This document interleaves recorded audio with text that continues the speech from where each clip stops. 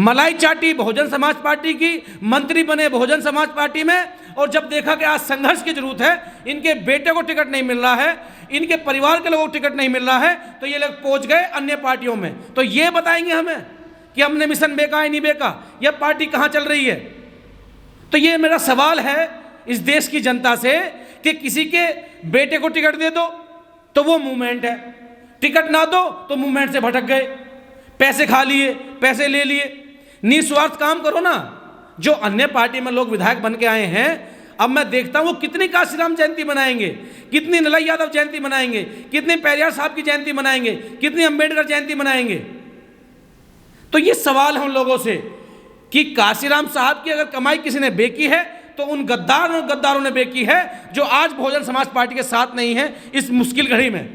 ये सवाल उन लोगों से है और जनता को पूछना चाहिए कि 30-30 साल 4-4 बार कैबिनेट मंत्री बने, उत्तर प्रदेश में सांसद बने, चेयरमैन बने, राज्य मंत्री बने, और जब आज पार्टी इन परिस्थितियों से गुजर रही है तो ये लोग उंगली उठाने काम कर रहे हैं। और जिनकी औकात नहीं है खड़े होने की वो भी ललकार रहे हैं, जिन्हें 5-5 वोट मिली है, जो कह रहे कि हम देश बदलेंगे। लेकिन मेरी उनसे अपील है कि काशीराम साहब को एक पार्टी से बांध कर ना रखा जाए। काशीराम साहब तो विश्व को एक नई चेतना देने वाले, बहुजन मूवमेंट को उठाने वाले हैं, तो उनको सभी को उनकी जयंती मनानी चाहिए। और काशीराम साहब का संघर्ष किसी पार्टी से नहीं तोला जा सकता। साहब ने पहले भी कहा था कि चाहे सत्ता की चाबी हो ना हो, पार्टी चले, लेकिन बहुजन मूवमेंट कभी नहीं रुकना चाहिए। तो वो हम लोग काम कर रहे हैं। और जयंती के उपलक्ष्य में अगर हम लोग उत्तर प्रदेश में अगर हम अपनी सरकार बना लेते तो मान्यवर काशीराम साहब को सच्ची श्रद्धांजलि होती उनके जन्मदिन पर कोई बात नहीं, कमियां हमें रही होंगी, हम उनको दूर करेंगे।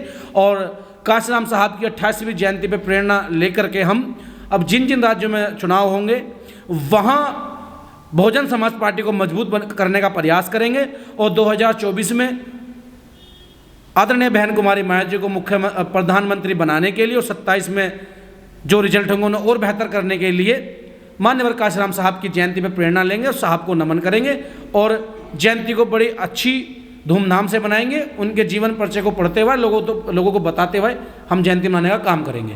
कहते हैं कि जीत का से सेना को वो जाता है, सेनापति को भी जाता है। तो अगर बहुजन समाज पार्टी हारी है, रिजल्ट हमारी मेहनत और हमारे सोच के विचार तक नहीं आ पाए हैं, तो उस हार का नेतृत्व अगर बहन जी पे भी जाता है तो हम पे भी जाता है, हम भी कार्यकर्ता हैं।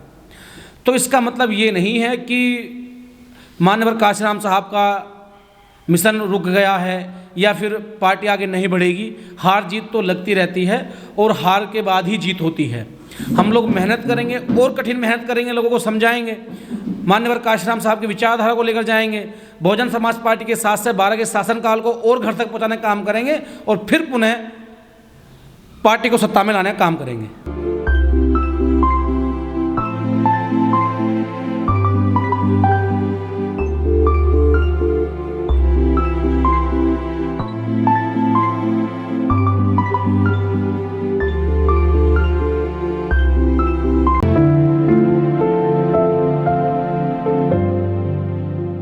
पहले तो आप सभी को मान्यवर काशीराम साहब की 88वीं जयंती पर बहुत बहुत हार्दिक शुभकामनाएं। और युवा शक्ति दल की टीम पूरे देश में जहाँ जहाँ हमारे जिला अध्यक्ष हैं, विधानसभा अध्यक्ष हैं, सेक्टर अध्यक्ष हैं, मंडल अध्यक्ष हैं, प्रदेश अध्यक्ष हैं, वो हमने प्रेस नोट जारी कर दिया है। सभी लोग अपने अपने कार्यालयों पर मान्यवर काशीराम साहब का केक काट करके उनके विचारों पर प्रकाश डाल करके जयंती मनाएंगे और लोगों को मान्यवर काशीराम साहब के मूवमेंट पर जागरूक करेंगे। और हम स्वयं खुद राष्ट्रीय दलित प्रेरणा स्थल जो बहन जी के शासनकाल में बना था सेक्टर 95 में, हम 11 बजे वहाँ पहुँच कर केक काटेंगे और साहब को नमन करेंगे। अभी पत्रकार मोदी जी ने कहा कि बसपा की क्या तैयारी है। देखो, कहने को तो हम युवा शक्ति दल के पदाधिकारी हैं, लेकिन कहीं ना कहीं हम भी काशीराम साहब, बाबा साहब की विचारधारा पे चलते हैं और बहन जी को सपोर्ट करते हैं। तो उनकी जो तैयारी हैं वो अच्छी होंगी। देखिए, सोशल मीडिया का ज़माना है तो उनका लाभ लेना चाहिए, लेकिन ज़मीन पे भी आपको चलना होगा।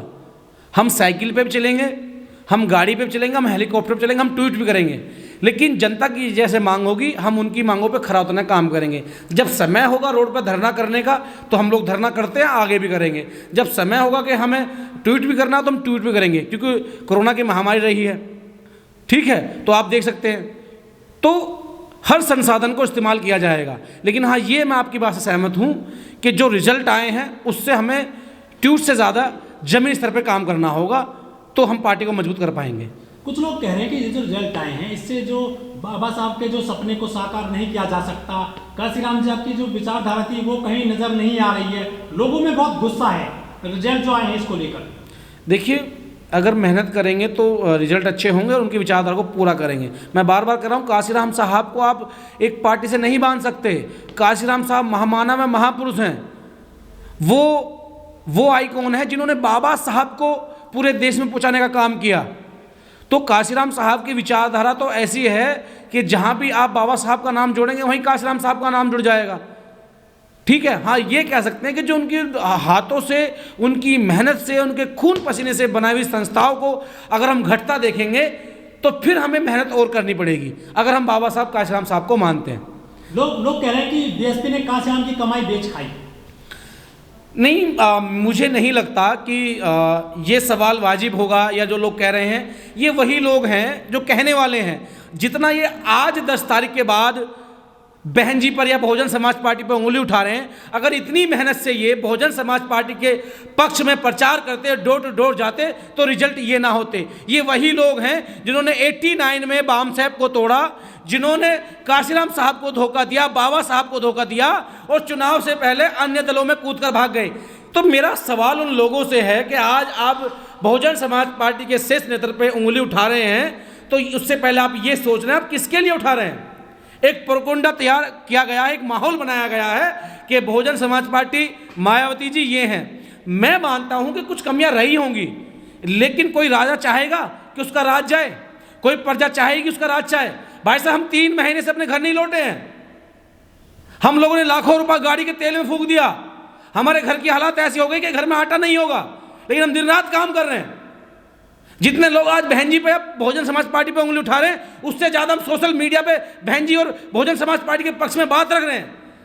हमें महसूस हुआ गलतियां हमसे हुई हैं, हम हाई कमान पे रखेंगे, और अगर हमारी बात को सुना जाएगा तो मेहनत करेंगे, नहीं सुना जाएगा तो बुराई नहीं करेंगे, पार्टी को आगे बढ़ाने के लिए काम करेंगे।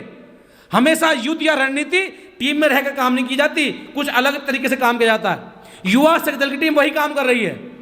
हमें कोई पद नहीं चाहिए, हम कोई मंत्री नहीं है, लेकिन जितना प्रचार काम युवा शक्ति दल के कार्यकर्ताओं ने किया है, शायद किसी पार्टी के पदाधिकारी ने भी किया होगा।